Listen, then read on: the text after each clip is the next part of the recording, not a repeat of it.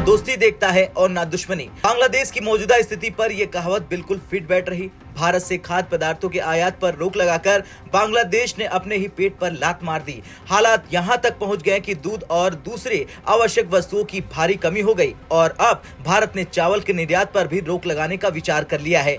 भारत लंबे समय से बांग्लादेश का सबसे बड़ा खाद्य आपूर्तिकर्ता रहा है। चावल, गेहूं, प्याज और आलू जैसी जरूरी खाद्य पदार्थ भारत से बांग्लादेश में भारी मात्रा में निर्यात किए जाते हैं, लेकिन हाल ही में बांग्लादेश ने भारत से दूरी बनाकर पाकिस्तान से आयात करने का ये फैसला किया है।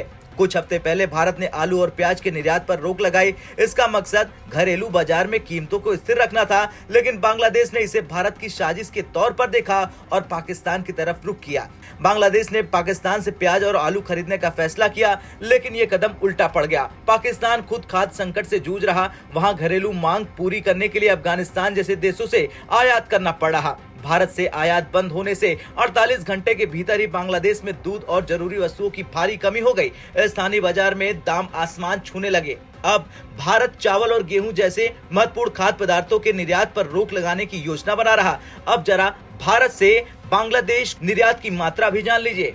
दरअसल भारत से बांग्लादेश को भेजे जाने वाले चावल की बात करें तो ये करीब $13 बिलियन सालाना, गेहूं $1 बिलियन सालाना, और अब अगर इन पर रोक लग जाती है तो बांग्लादेश में स्थिति और खराब हो सकती है। बांग्लादेश की गारमेंट इंडस्ट्री उनकी अर्थव्यवस्था की रीढ़ की हड्डी है, लेकिन विदेशी ब्रांड्स अब सूरत, गुजरात और तमिलनाडु जैसे शहरों में विदेशी ब्रांड्स के ऑर्डर तेजी से बढ़ रहे हैं। इससे बांग्लादेश की आय में भारी गिरावट आई है। अगर बांग्लादेश भारत से संबंध सुधारने की कोशिश नहीं करता तो उनके लिए हालत और खराब हो जाएगी। पाकिस्तान से नजदीकी बनाना उनके लिए आत्मघाती कदम साबित हो रहा।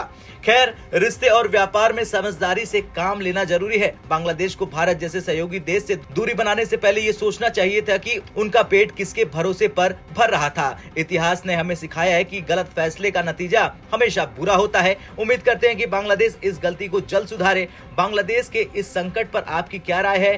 क्या उन्हें भारत के साथ फिर से संबंध सुधारने चाहिए? हाँ या ना में कमेंट कर जरूर बताएं। ब्यूरो रिपोर्ट, भारत तक।